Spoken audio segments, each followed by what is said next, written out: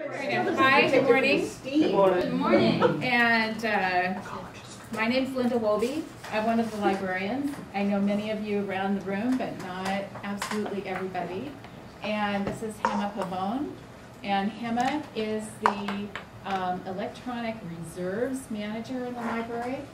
And so she's going to present about that. And I'm going to present about a few little technology tips for the library and give you a few minutes to ask us questions since we've got 10, 15 minutes with you. Yeah. So we're going to pass some things out.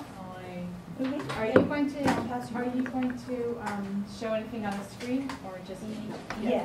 You are. Something really cool. Okay. So Let's I'm show gonna you. go to the library. Okay, I'll show you the final product of ERES whenever you have readings or chapters of books that you would like to have your students view first week, second week of class, and the bookstore is having trouble getting those books in. Bring them to the library. We'll scan for you. If you have time to scan them, you can forward them to me or copy those articles or book chapters. We'll make things quicker, but we don't mind scanning away and having those articles up, usually within 2 business days. At the beginning of the semester, it may take us a few days longer, but those readings are up on the library homepage, and we'll show you, walk you through how that looks. We can also link items up to your readings up to your Blackboard page if that's what you're choosing to use this semester, or your Gale Learn Moodle page. I set things up first via the library, and then I just link it up to your Blackboard page as a little button to the far left of the menus. And then any other readings that you want to add throughout the semester, bring them by the library and we'll add them to your course page. We do ask, though, that you sign a fair use form. You autograph that, or if you're going to be using articles semester after semester, that you acquire copyright permission. Most of the time, I've noticed it's free. The author or publisher says, yeah, just have your students cite us. It's free. Sometimes there's a small fee if you're going to be using it every semester. But those are things we can help you with. And so from the home page, I'll show you an example of a final product. We're already getting material in for the fall semester. So from the library homepage, this is how you and your students would access material. You go into reserves. Your resolutions. It's you need. No, it's just very dim. Just Okay. about that. I'm gonna That'd be good. Students can then from the homepage hit reserves tab. Course title or instructor are 2 ways you can look up.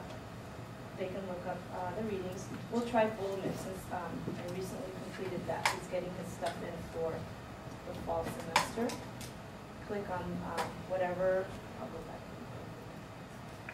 This professor happens to have 3 courses of articles on childhood, Social 101. The Social 135.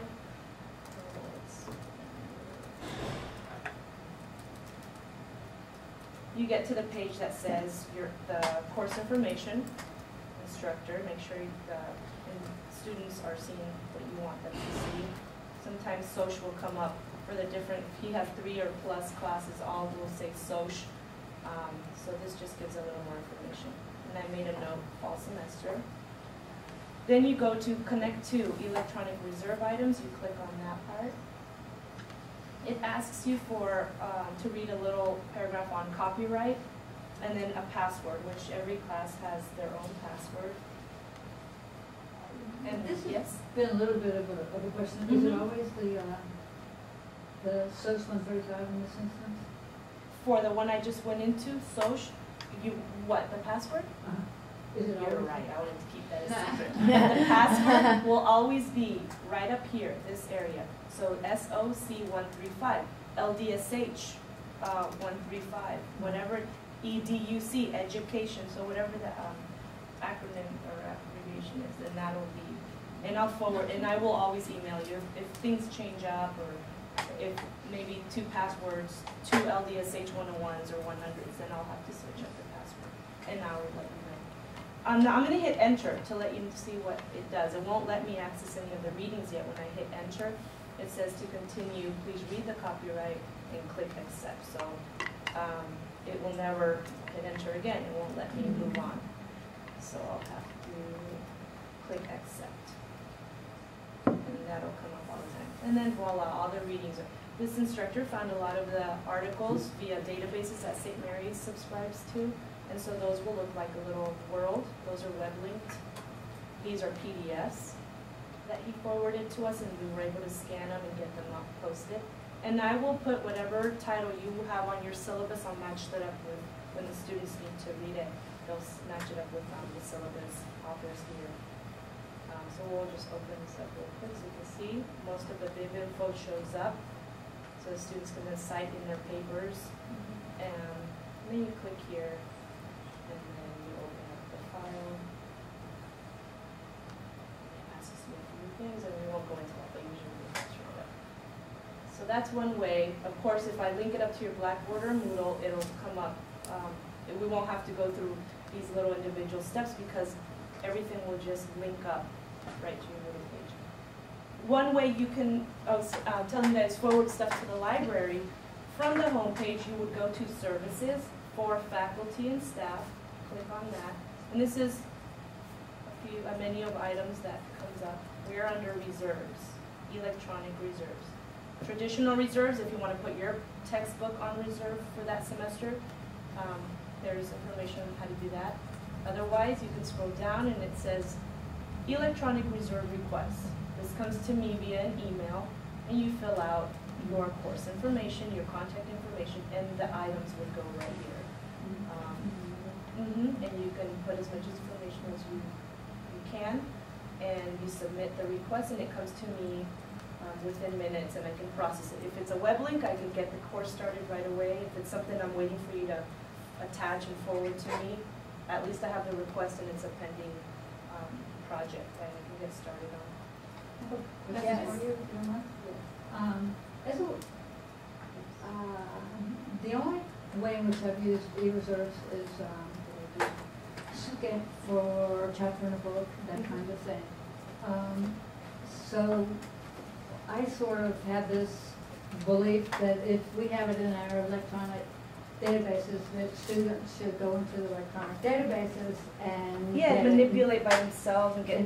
And I was wondering, as librarians, what your thoughts are about that. I agree. Students should be able to get in there and because it helps them see not only the article that you require them to read, but others within Montessori teaching and that whole field, or sociology, like I was looking at. This is just a way to get the reading out of the way. Legal team says that the link is fine. And just in terms of educating our students, you know, the literacy, the library literacy. Well, as a person who works at the reference desk, if it's something that every single student is going to be using, I think that